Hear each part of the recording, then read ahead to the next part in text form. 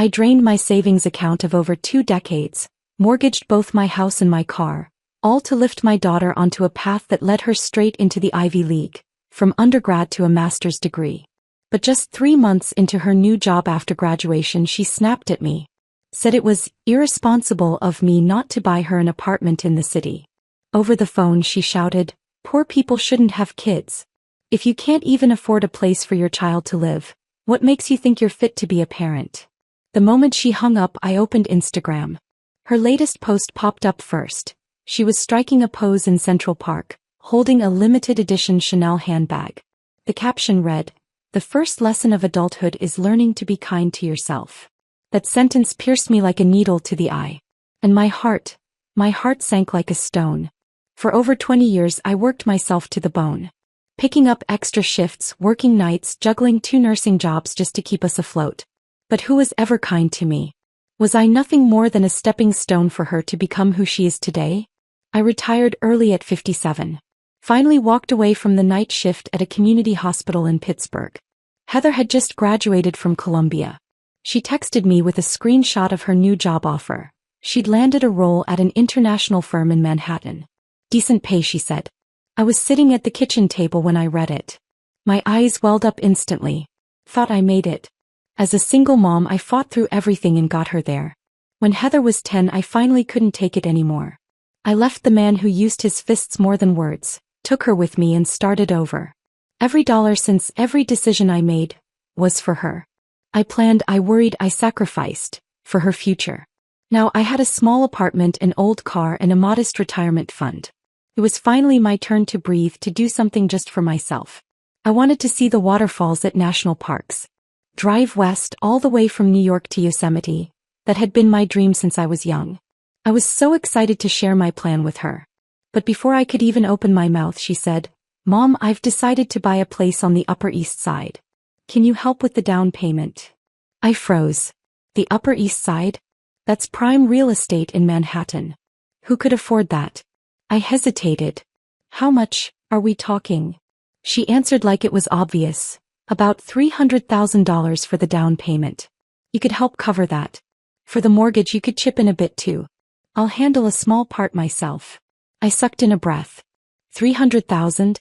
Do you even know how much I have? She replied instantly, "Didn't you say you still have close to $150,000 in your account? If you sell your current place back home, that should cover it. You can keep whatever's left for yourself." For a moment I thought I'd misheard. Where would I live? "Are you suggesting I move in with you?" He shot that down right away. "No need. You've still got savings, a pension, and your stocks. You can just rent a small 1-bedroom somewhere cheap. You don't need to worry." My fingers trembled. My chest felt hollow, like the air had been sucked right out of it. The money I had scraped together over decades of frugal living, she saw it as nothing more than startup capital I owed her, a stepping stone she could demand without question. I clenched my jaw, trying to stay calm, but my voice still shook.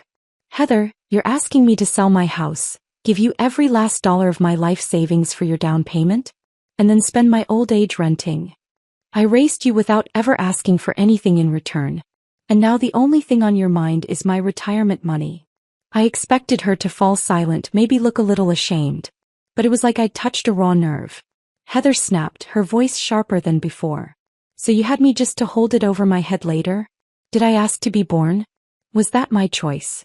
If someone has no money, no resources, they shouldn't drag a child into this world. Do you have any idea what it felt like growing up constantly deprived? Everyone else had the latest phones, I didn't. I had to skip meals just to afford a pair of AJs. You think that's a normal childhood? Poor people don't deserve to be parents." Her voice kept rising, like she was trying to drown out her own guilt. Or maybe she really believed she was the victim of some cosmic injustice. Her face on the screen was twisted with emotion, almost unrecognizable. Where had that little girl gone? The one who used to come home from school and give me back rubs, who once told me she'd be my sweet little angel when she grew up. I tried to reach her, to find some warmth in the rubble. "Heather, do you really believe I wasn't good to you? I got you piano lessons when you said you wanted to learn. I picked up extra shifts so you could attend summer programs. You liked expensive steak, so I saved up and stood in line to take you. Don't those memories mean anything to you?" My voice was getting lower, hoarser, cracking at the edges. But she was unmoved. If anything, her tone turned colder. That's what you were supposed to do. You're my mom, aren't you? Stop acting like you made some grand sacrifice. You know why my life feels so tight and suffocating? Because you couldn't give me more. Other parents buy their kids houses, give them cars. And you're already retired and dreaming about living your life? My friends' parents are still teaching at universities in their 60s so their kids can afford mortgages. And you tap out at 57. Her words came fast and merciless like gunfire, each one pushing me deeper into the ground. I opened my mouth to respond, but the line went dead. All that was left was a cold, final beep. I stared at the phone screen, stunned. The world around me suddenly fell silent, except for the soft ticking of rain against the window pane and the slow, numbing thud of my own heart. The last time Heather and I had shared anything close to warmth was just a week ago on her birthday. I'd sent her a simple text in the morning, "Happy birthday, sweetheart," along with a $1,000 transfer. Just something for her to treat herself to a nice dinner or pick out a gift. She replied with a cute animated sticker, a blinking bunny hugging a heart. Looking at it now, I froze. For a moment, I saw a glimpse of the Heather I used to know. When she was little, she loved cuddling up in my lap, wouldn't fall asleep unless I read her the same story twice. Back then, I believed as long as she grew up safe and happy, no amount of sacrifice was too much. But now, staring at that virtual bunny, I felt a strange sense of detachment, like I was looking at someone else's child. When had that little bunny wandered off? Was it me? Had I grown old, out of touch, unable to keep up with the world she lived in now? The thought sent me to Heather's Instagram page. She updated it constantly, almost every day had a new post. I scrolled until I saw her latest upload. Timestamp 3 minutes ago. She was wearing a crisp white dress, standing in heels by a boutique window on Fifth Avenue. Draped across her arm was a Chanel handbag I recognized immediately. I'd seen it in fashion magazines. That model started at $6,000 minimum. Her caption read, "The first rule of adulthood, spend on yourself. You're worth it." I stared at that sentence for a long time as if my brain had forgotten how to process words. Spend on yourself? What was she trying to say? That she was financially independent now? Self-sufficient? That she made it on her own? I scrolled down to the comments. Such a queen. Living the dream. That bag is everything. It's been sold out forever. They're only selling it with purchase quotas now. And you got it? Slay. Just started working and already rocking Chanel? How'd you pull that off? Got a good sales associate. My fingers tightened around the phone. How did she pull that off? Really, how else could she have? Heather was nothing more than a freshly minted graduate, still technically interning as a junior business assistant. Her pre-tax monthly salary barely cleared $5,000. After rent on a one-bedroom in Manhattan, where prices are borderline criminal, plus food, transit, and daily expenses, there was barely anything left to save. That handbag, that white dress, those Jimmy Choo heels, I did the math. There was only one way she could afford all of it. The steady stream of living expenses she kept siphoning from me. During those first few months after graduation, when she struggled to find a job, she fell apart emotionally. One night around 3 a.m. she called me sobbing, asking if she was worth anything at all. My heart broke. I was terrified she'd hurt herself. So I started wiring her $1,500 a month, just to help her through the transition. She even said thank you, said once she had a stable job she wouldn't ask again. But not even 2 months into her new role, the tone changed. "Mom, I don't have anything for fall yet. Mom, my friends and I are planning a trip to Napa, but I'm short on cash. Mom, dinner plans changed last minute and now the Uber will cost more." Each time she said it so casually. And each time I didn't question it. My account still had a little cushion. I was living alone in the house back in Pittsburgh, no real expenses to speak of. I figured, who else was I saving for if not her? A couple hundred here, a few hundred there. Why nitpick? But now, staring at her post bragging about how she takes care of herself, I felt a chill I couldn't quite name. I looked down at myself, wearing a discounted Costco t-shirt, $10 canvas sneakers from the grocery store, and a straw tote bag I'd bargained for at a flea market. She looked like an influencer wrapped in high-def filters. I looked like an extra who wandered off the wrong set. I kept scrolling through her profile. A Burberry trench. Dior sunglasses. a Tiffany pendant. None of it added up to an intern's paycheck. One of her followers left a comment. Is your mom some kind of old money socialite? She replied, not at all. My mom's just an ordinary nobody. More importantly, I never depend on anyone. I let out a laugh. Not the kind that comes from joy. The kind that breaks something inside you. You never depend on anyone? Did you ever stop to think? Who was pulling 12-hour night shifts in the ER, then rushing straight to your school for a parent-teacher conference? Who was turning every saved penny into a little piece of dignity for you to wear? You say you've learned to treat yourself well. But have you ever stopped to think? Maybe the one person who needs to be treated well is the woman who's never lived a day for herself. I sat on the old couch in my living room, staring at the ceiling, my chest burning with a silent fire I couldn't spit out. That night I didn't sleep a wink. The next morning, just as I stepped out of the kitchen with my first cup of coffee, my phone lit up. It was a text from Heather. Mom, I'm sorry. I was emotional yesterday. Don't be mad, okay? She added a crying laughing emoji followed by that same cartoon bunny, arms wide for a hug. I stared at that bunny for a while, the image of her as a child flashing through my mind, how she used to wrap herself around me like a koala, beg for bedtime stories, always 2 in a row. Back then all it took was an apology to melt me. No matter what she'd said, one I'm sorry would turn me to mush, like an overcooked pot roast falling apart at the touch of a fork. But today I didn't feel like forgiving her.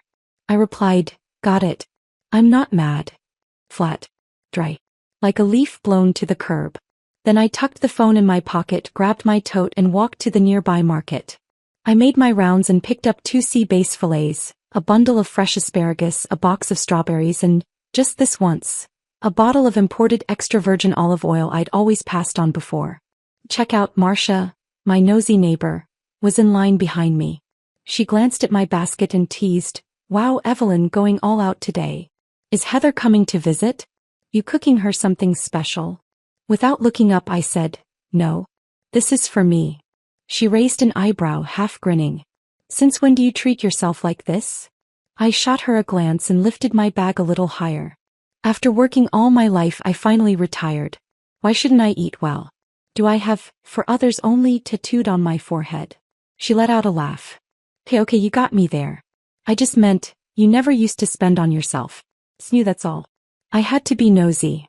I gave a tight smile, not wanting to keep the conversation going. Just then my phone rang, Heather again. I waved at Marcia. I gotta go. And without another word I turned and walked straight out of the store.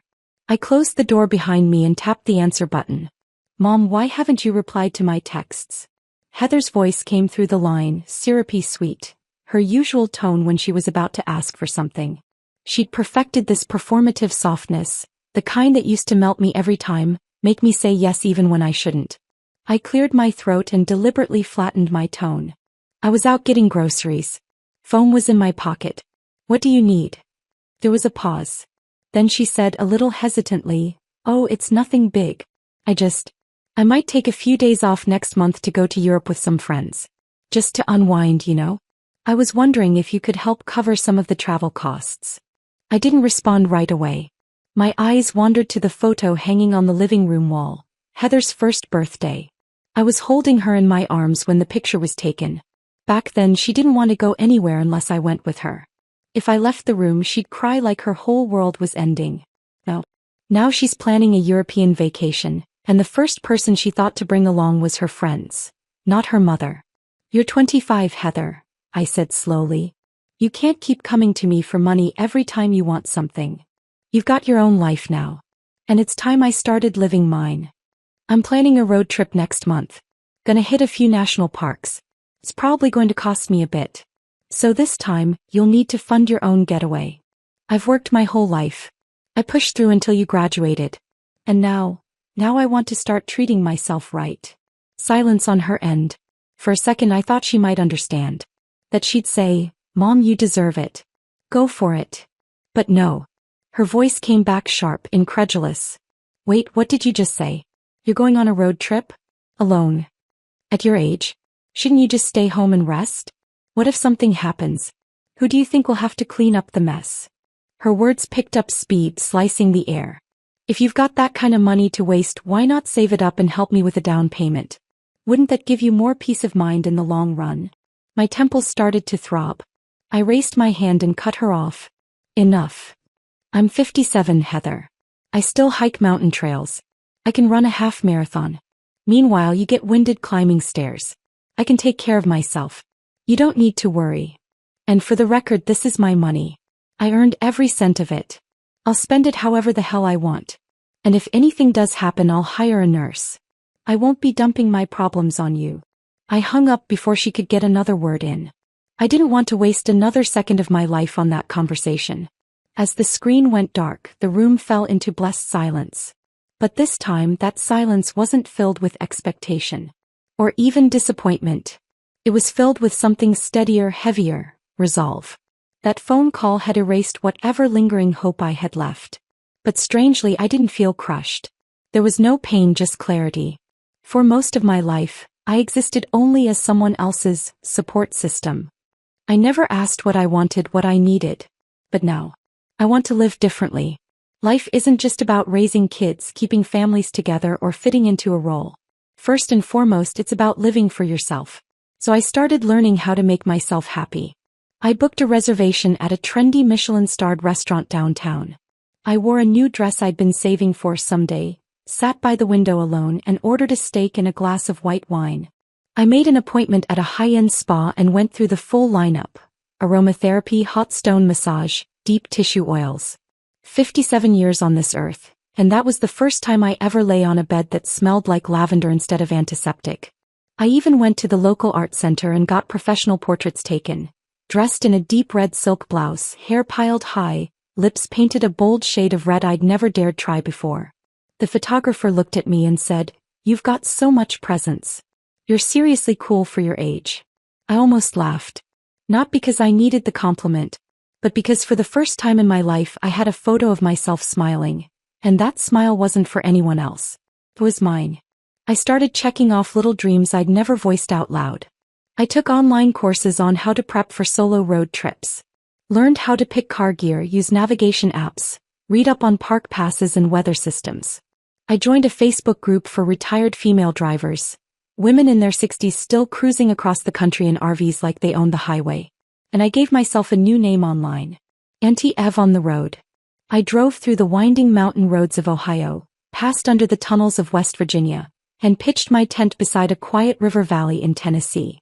Along the way, I filmed short videos, little snippets of my solo journey, and posted them on Instagram and YouTube Shorts, adding breezy background music and writing captions that came straight from the heart. At first, no one watched them. My camera work was shaky, my framing was off, and half the time I forgot to plug in the mic. But I didn't care. I wasn't filming to go viral. I was filming to leave behind a record, my first real proof that I was living life for myself. Then I posted a clip of myself standing at the Yosemite Falls overlook. The mist sprayed my face and I held up my phone to the camera and said, "First time seeing Yosemite Falls at 57. Is that too late?" I didn't expect it to go anywhere. But it exploded.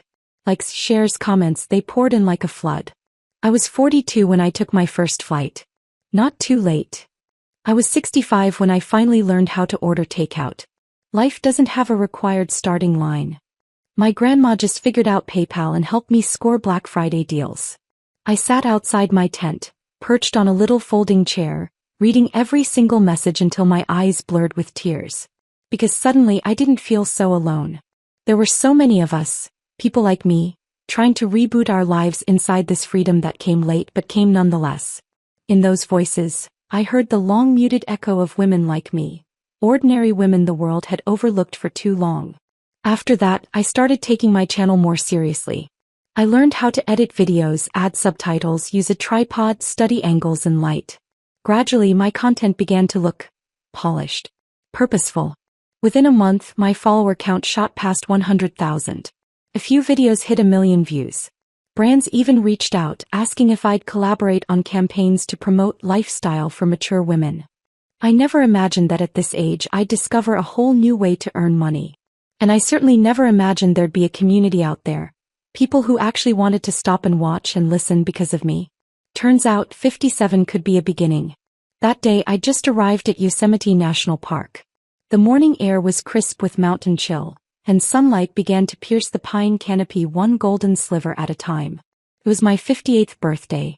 To be honest, in all my years I had never really celebrated a birthday that was just for me. As a kid, my parents would plan cakes and happy meals for my younger siblings when their birthdays came around. But mine? Just another day. No one mentioned it. No one remembered. I used to think they'd simply forgotten. Later I realized, they never thought to begin with. Over time I almost forgot the date myself. Birthdays became just another box on the calendar. That is, until Heather was born. When she came into my life, birthdays suddenly became important again, but only hers. Every year I planned her birthday like it was a full-blown production. Homemade cakes, wrapped presents, photo-worthy dinner parties with her friends. I'd sneak around to hang colorful balloons trying to make everything perfect. I poured into her every ounce of care and joy I'd been denied on my own childhood birthdays. Because deep down I believed that if I gave her the birthdays I never had, I could rewrite something in myself too. Every time I watched those kids gather around Heather singing, "Happy Birthday," I'd find myself discreetly wiping the corner of my eye. It wasn't sentimentality for her. It was grief, for the little girl who never had anyone sing to her. For me. But now, I don't need anyone to plan a celebration for me anymore. Real celebration is being honest with yourself. Treating yourself with kindness. Not waiting hat in hand for someone else to remember you exist. So this time I gave myself a gift. To witness with my own eyes, the sunrise over the peaks of Yosemite. The night before I posted on Instagram. Heading out at 5:45 a.m. tomorrow to catch my first sunrise over the mountains. The comments rolled in. Bundle up. It's windy at the top. This time of year, 6 a.m. is perfect timing. Don't rush. Auntie Ev, don't forget to get us a good shot of the view. I was replying one by one, smiling at the warmth of strangers, when a familiar username popped up. It was Heather. She'd commented, "Mom, you're going to see the sunrise and didn't tell me?" The comment section exploded. Wait, this is Auntie Ev's daughter? I've been following this stylish queen for months. She's your daughter? What kind of iconic mother-daughter combo is this? One wears designer in NYC, the other chases sunrises in national parks. Literal dream team. Ev's the real winner. Beautiful, creative daughter. Heather wins too. Her mom is the view. I wasn't planning to reply. I didn't want to feed the fire. But then a text popped up instantly. From Heather. "Mom, what hotel are you staying at? I'm coming over now, let's watch the sunrise together, okay?" I stared at that message. Blinked. Then typed back. "You're in California?" "Yep. I saw your post and booked a flight right away. I can even help shoot your video. I just want to see the sunrise with you. Can't I? Or, are you still mad at me?" My eyes hovered over those words. Are you still mad at me?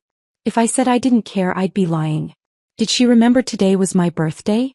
Or was this just about the viral post? Was she here to ride the wave? I couldn't be sure. But in the end, I sent her my hotel location. Not even an hour later, there was a knock at the door. I opened it and there she was. Heather. Sunglasses on, wheeling a carry-on, smiling like it was the happiest accident in the world. "Mom, aren't you going to hug me? I flew all the way here for this." I couldn't help a small smile. I reached out and took her suitcase. "What are you doing here? Weren't you supposed to go to Europe with your friends?" She latched onto my arm and leaned in, all charm. "They're chill. Plans changed, can't I spend time with you instead?" I nodded but said nothing. Then she tugged open her suitcase with a flourish, pulling out a camera, a lightweight tripod and a pile of video accessories. She laid them out on the coffee table like a magician preparing a trick. "Look how prepared I am. You're gonna get some epic sunrise shots tomorrow." I blinked at the gear. "You brought all this just to take photos of me?" He gave me a coy grin. "Not just that. I've got another surprise for you. You'll find out tomorrow." Her smile was dazzling. But something in my gut tightened with unease. I looked at her and almost said it. "Do you remember today's my birthday?" But I swallowed the question. Because if I didn't ask, I wouldn't have to hear the answer. And maybe, just maybe, I could still hold on to the moment. But life has always had its own plans. And whatever I was hoping for, it didn't take long to fall apart. After we left the hotel and headed to the viewpoint, Heather didn't stop directing me for a single moment. She dictated what I should wear, how to style it, where to stand, how to smile. Pine trees on the left, mountain peaks on the right, she'd say, waving her arms like a stage director. One instruction after another, relentless. I had only wanted to celebrate my birthday with the mountains, the fresh air, and some peace. Instead, I became a prop in her content creation plan. I told her before, my videos are raw. No lights, no cuts, no filters, no scripts. But she still insisted I repeat after her in front of the camera. Hi everyone, I'm Auntie Ev, and today we're visiting the world-famous Yosemite National Park. I finally stopped walking. Do I really need to recite your lines now? I came here to see the view, not to be your marionette in a branded shoot. She pouted, dragging out her words. Mom, it's the last one, please, just this one short clip. I took a deep breath, forcing the growing frustration down into my chest. I nodded and kept going, letting her direct me through yet another retake.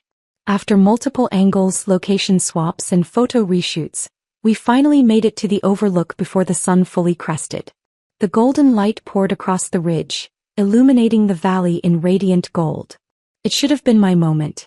A quiet, personal celebration. Instead, all I felt was exhaustion and a dull hollowness. When I finally had a moment to myself, I sat down on a bench and pulled out my phone. Heather had already posted on Instagram. Sunrise with Mom, another one checked off the bucket list. 12 pictures. 10 of them were polished shots of her striking poses in the morning light. The remaining 2, one of her I had taken and one landscape shot. No photo of me. No mention that it was my birthday. The warmth that the sunrise had sparked in my chest was doused in an instant. And as if on cue, Heather leaned over and chirped, Mom, you should post too. Tag me so I can share it, okay? I rubbed my temples. I just wanted to get it over with. Seconds later, she was airdropping me photos. Mom, these are the best ones I picked for you. Use all of them, okay? And the caption should say. I cut her off sharp. My account is for me. Mostly nature. If you want to post your photos, use your own page. Her smile froze. Mom, seriously? I even mentioned you in mine. I looked at her. Delete it if you want. I really don't care. Her voice softened, instantly switching gears. Mom, come on. You're the best. Just this once? You've got almost 300,000 followers now and I barely have 100K. Please. I said nothing. Just tapped out a brief caption for my own post, hit publish and locked my screen. Then I looked up at her. My tone was calm but final. What else do you want from me? I took nearly 100 pictures of you this morning. I set up your tripod, stood in the wind to shield your hair, climbed the trail with these old bones. I'm one move away from throwing out my back. Is that not enough? She clearly hadn't expected that. Her expression shifted and her tone went flat. It's just a post, Mom. Do you have to make it such a big deal? You used to be different. Yes, I said, I used to let things slide. That's why you've come to see me as your stage crew, your built-in background, your unpaid assistant. But not anymore. I'm tired, Heather. You can go. I leaned back on the bench, closed my eyes and didn't say another word. Even after the sun had fully risen, we didn't leave the overlook right away. She brought it up a few more times, how I should stand on one of the large rocks nearby so she could grab just a few more shots. But the poses were risky, the ledge too steep, and I had no energy left for her demands. I humored her for a couple of quick photos, then told her I wanted to head back. We barely spoke on the way down. She walked ahead at a brisk pace, her boots crunching against the dirt, while I followed slowly, buttoning up my jacket against the cold. All I could hear was the wind rushing through my ears and the soft rustling of pine branches in the distance. Strangely enough, this trip with her had exhausted me more than the week I'd spent traveling alone. Back at the hotel, she rolled her suitcase inside and shoved it toward the wall with a dramatic thud, clearly meant for effect, like she expected me to come over, soothe her ego and smooth things over like I always did. Instead, I slipped off my coat and sank into the couch, exhaling long and hard. I felt wrung out, like my bones had gone hollow. Heather stood near the door, hesitating, her face set in a frosty silence. Then suddenly she grabbed her suitcase and stormed out, slamming the door behind her. I didn't go after her. I didn't say a word. I just sat there and watched the door quietly close. A few minutes passed. Then a knock. I figured it was housekeeping. But when I opened the door, it was Heather. She stood there looking conflicted, with something uncertain and unsettled in her eyes. "What are you doing back?" "Mom," she bit her lip. "Why didn't you tell me it was your birthday?" I didn't answer. Just tilted my head toward the ceiling light and said plainly, "What difference would it make? You remembering it wouldn't change a thing. I'm 58, Heather. I've stopped expecting people to care." "Mom," she blurted, suddenly grabbing my hand. I got you a gift. Come with me, okay?" Before I could react, she was pulling me along. We walked around the corner from the hotel, stopping in front of a cheesy-looking quick portrait studio. There were racks of gaudy costume dresses out front, fabric rough and faded, some with visible dirt stains. A sign on the wall listed prices in big letters. Professional costume portraits, starting at $19.99. Heather pointed to the outfits and said brightly, "Mom, pick whichever one you like." "My treat." The words, "my treat," came out especially loud, like they were meant to be heard by someone else, not just me. I didn't respond. Just looked at where she was standing, perfectly positioned in front of the studio's big logo. She was whispering something to the clerk, probably making arrangements. I took out my phone and opened her social media page. 3 days ago, she'd posted a photo set of herself gifting her best friend a Tiffany necklace worth over $3,000, complete with glowing captions and pictures of them hugging. "Forever my soulmate." The shop owner smiled at me kindly. "What a lucky lady. Not every daughter will bring her mom to get photos done." I lifted my phone and looked straight at them, my voice level and clear. "A thoughtful daughter who buys her best friend a $3,000 Tiffany necklace, but brings her mother to pose for $19 costume portraits," I said. "Let's not pretend this is about my birthday. Let's call it what it is. A photo op for her brand, her image, her following." The words hung in the air. Heather, who had been picking through hangers with enthusiasm, froze mid-motion. Her whole body stilled. The hanger in her hand dropped with a sharp clack onto the floor. The studio went silent. Her face flushed, equal parts shame and disbelief, as if I'd yanked the mask right off her in front of an audience. She opened her mouth to speak, but nothing came out. Her throat moved like she was trying to swallow a stone. I could see it, the effort it took to keep her face from crumpling. The slight twitch at the corners of her lips. She was fighting tears or fury, or maybe both.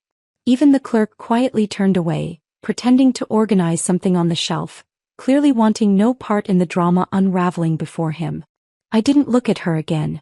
Just rolled my eyes, slow, cold, and walked out the door. "Mom. Mom." She called after me, but I didn't stop.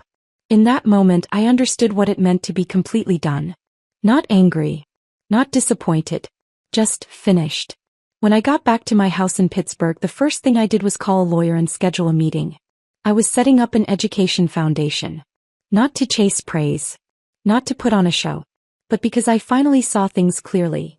If I had to choose between handing my hard-earned savings to a daughter who took and took without a trace of gratitude, or using that money to lift up children who truly wanted to change their future, the choice was easy. I signed the paperwork for the trust. Its mission was specific: scholarships, living support, and remote learning equipment for girls in underserved rural communities. Then I met with a notary and finalized my will. In black and white, it spelled out clearly: upon my passing, all property, bank assets, and investment returns would be transferred to the EC Women's Education Trust. I knew Heather wouldn't take this lying down. And sure enough, a few days later she showed up in Pittsburgh like a storm. She barely made it through the front door before her fury exploded. "Mom, what the hell is this supposed to mean?" I was in the kitchen setting down a cup of freshly steeped tea. I didn't even lift my head. What's supposed to mean? You have money to start some bullshit foundation, but you told me you couldn't help with my down payment? Do you even still consider me your daughter? I calmly placed the teacup on the table and finally looked up, meeting her eyes without flinching. "If you weren't my daughter, would I have worked myself into the ground for decades just to get you into Columbia? Would I have supported you month after month, even after graduation, making sure you had what you needed? I've fulfilled my duty as a mother, Heather. You're an adult now. How I use my assets is my business. You don't get to decide that for me." Her mouth twisted into a bitter smirk as she slowly nodded, her voice biting. "Fine. Then don't regret it. From this day forward, I'm not your daughter. Don't expect me to ever come back and take care of you. I leaned back in my chair, exhaled, and let my eyes close for a moment. A faint, ironic smile touched my lips. Maybe without a daughter like you, my life will be a little more peaceful. She slammed the door behind her so hard the hallway echoed. I didn't chase her. Didn't try to patch it up. But once the house fell back into silence, a weight pressed down on my chest so heavy I couldn't speak. Of course it hurt. 27 years. Every meal, every fever, every tear. And now, just like that, cut off. Thought I was prepared. But hearing her say it out loud, it was a blade. Still, what I didn't see coming was her revenge. The next morning I opened my phone and nearly dropped it. My Instagram had exploded. Thousands of comments pouring in, flooding every post like someone had opened a dam. You selfish old bitch. What are you even alive for? Your daughter worked her ass off and this is how you repay her? A fake-ass charity for clout. Feeding your kid and calling it good parenting? Lady, sit down. She's no mother. She's a manipulative liar pretending to be one. At first, I thought maybe someone had tagged the wrong account. Then I followed the trail of comments, back to Heather's page. She'd posted a long emotional essay titled, "When Your Mother Loves Her Public Image More Than Her Child." The cover photo was a soft filtered shot of her gazing at a sunset, artistic and melancholy. But every line of that caption was a blade pressed to my face, each sentence designed to brand me with a label I never asked for. She wrote about the pressure of surviving in New York, the crushing cost of rent, the ramen dinners, the sleepless nights, the loneliness of not having a home to call her own. She wrote that I refused to help her buy a house, but turned around and spent my savings on some education foundation, as if I cared more about strangers' daughters than my own. She wrote that everything I had ever done for her wasn't out of love, but for control. That my sacrifices were always a form of leverage. In the comments, "My God, this kind of mother is terrifying. If you want to help people so badly, don't have kids. Don't use your own family as props for your fake kindness. Sending you love, girl. No one should waste their warmth on a parent like this." I almost laughed. Almost. When she was 6, I nearly fainted pulling back-to-back night shifts at the hospital, but still made it to her ballet class to hand her water and snacks. When she studied abroad, I skipped meals to make sure not a single tuition bill was late. No. Now I was the cold, narcissistic, image-obsessed bad mom. If it had come from strangers, I wouldn't have blinked. They didn't know me. Their words were just digital noise. But this came from the very person I spent my entire adult life raising. From the girl whose head once rested on my arm as she cried herself to sleep with a fever. And now she had turned me into a caricature for the internet to rip apart. That moment didn't make me angry. It didn't hurt me like a slap. It extinguished me. Whatever ember of warmth was still flickering inside me, she poured a bucket of ice over it. For a while after that, nothing felt like it mattered. Not out of anger. Not even pain. Just emptiness. I opened my own Instagram and posted a quiet message. A statement that I was stepping back from public platforms. No rants. No drama. Just a plain account of what happened, and a firm rebuttal to Heather's twisted version of events. Whether people believed me or not, that was up to them. When I hit post, it felt like I gently closed the last door between me and the outside world. And strangely enough, silence returned to my life. No more overanalyzing every comment. No more wondering if a video would hit 100K views.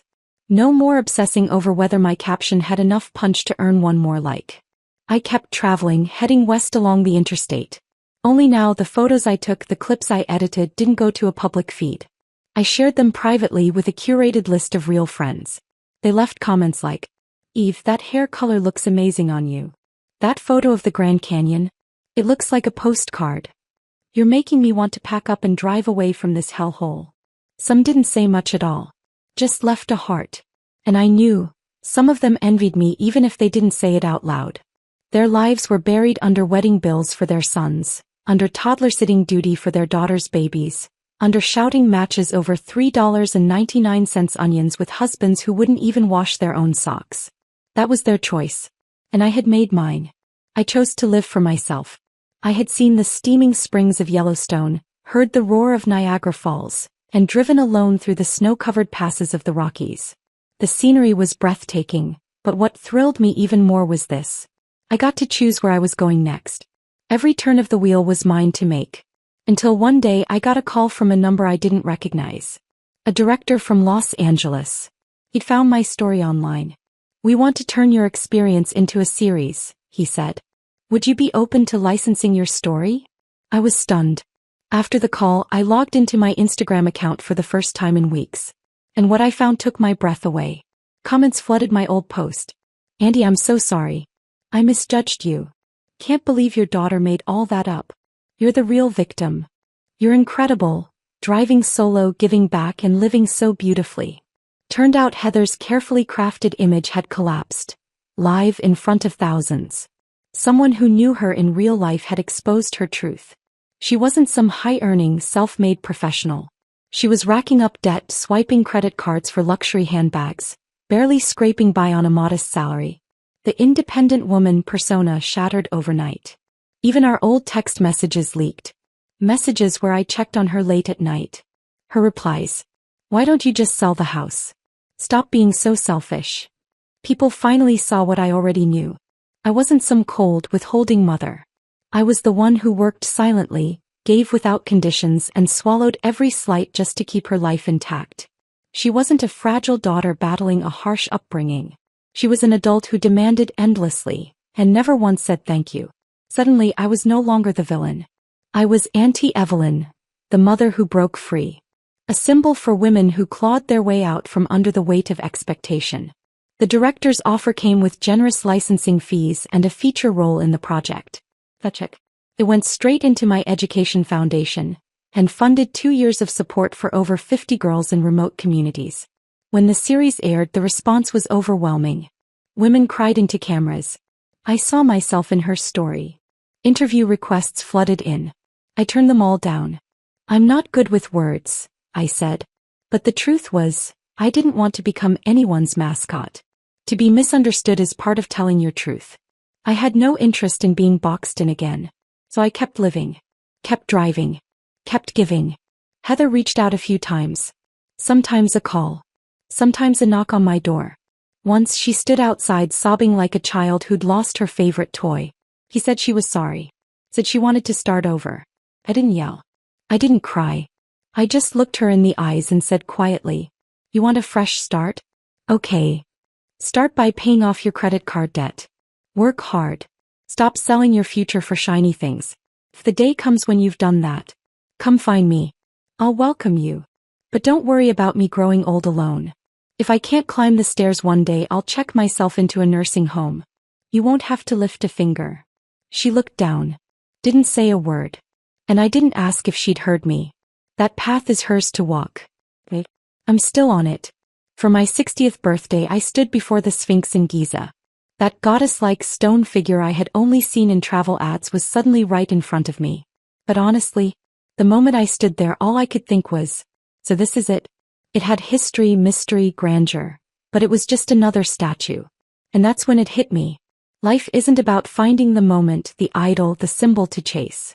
It's about passing through stages, letting go and learning to say, I don't regret it. When I got home from Egypt, I parked my car in the familiar driveway.